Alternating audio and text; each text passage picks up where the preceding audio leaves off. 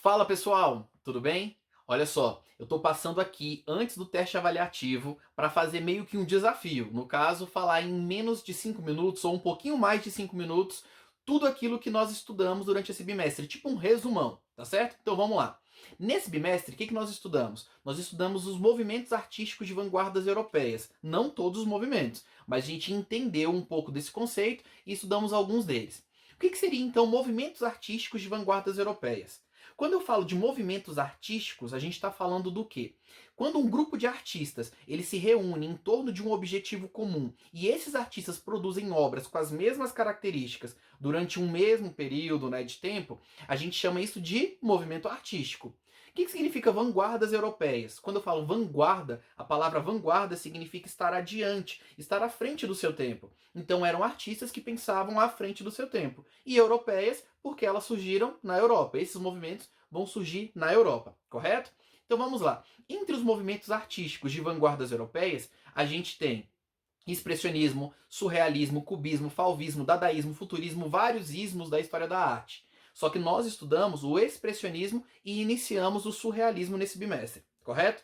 Então vamos lá falar sobre o expressionismo. O expressionismo ele é um movimento artístico que ele vai surgir como uma oposição direta ao impressionismo. O nome parece o mesmo, mas ele é diferente. O impressionismo, a gente tinha artistas que se preocupavam em representar como que a luz solar, a luz artificial era refletida nos objetos, nas pessoas, se preocupavam com sombras coloridas, era uma outra questão. O expressionismo está preocupado com os aspectos subjetivos da sociedade, ou seja, os sentimentos e as emoções do ser humano daquela época. E quais eram os sentimentos que eles queriam retratar? Os pintores expressionistas queriam retratar esses sentimentos de melancolia, tristeza, angústia, desespero, e tudo isso era colocado numa obra de arte. Então as obras não eram obras belas, pelo contrário, eram obras que retratavam sempre figuras deformadas, cores pesadas, cores bem densas, né? A combinação às vezes não era uma combinação agradável. É só vocês lembrarem daquela obra O Grito, que é a obra que foi pintada pelo Edvard Munch.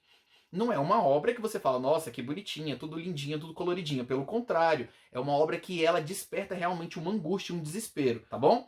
E por que que isso acontece naquele período? Vamos lembrar que nesse período a gente tem a Revolução Industrial, a gente tem a guerra acontecendo, então tudo isso reflete também no movimento artístico. O expressionismo não é só importante para a pintura, ele vai influenciar outras linguagens artísticas, entre elas o cinema. Lembra também que eu comentei que o expressionismo vai influenciar diretamente o surgimento dos filmes de terror?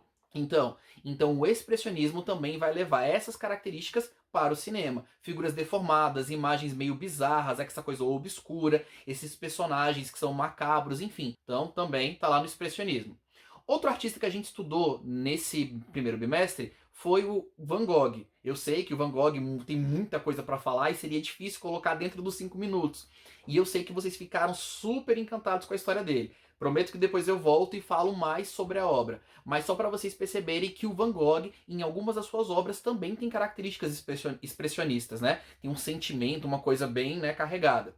Outro movimento que a gente começou a estudar foi o surrealismo. Qual é a diferença do surrealismo para o expressionismo? No surrealismo, a gente tem pintores que se preocupam em retratar os aspectos subjetivos, essas questões também de emoções, os sentimentos e também a questão das alucinações e dos sonhos, os delírios. Quando a gente fala de algo surreal, de uma pintura surrealista, eu estou falando de coisas que existem na realidade, mas que a composição dela, a forma como ela é colocada na tela, ela te dá uma característica surreal, fora da normalidade, entendeu? Entre os pintores surrealistas, o de maior destaque, com certeza, é Salvador Dalí, que era aquele pintor dos bigodinhos, né? Que ele tinha várias pinturas, fez várias pinturas super diferentes, psicodélicas e tal, com significados bem profundos, tá bom?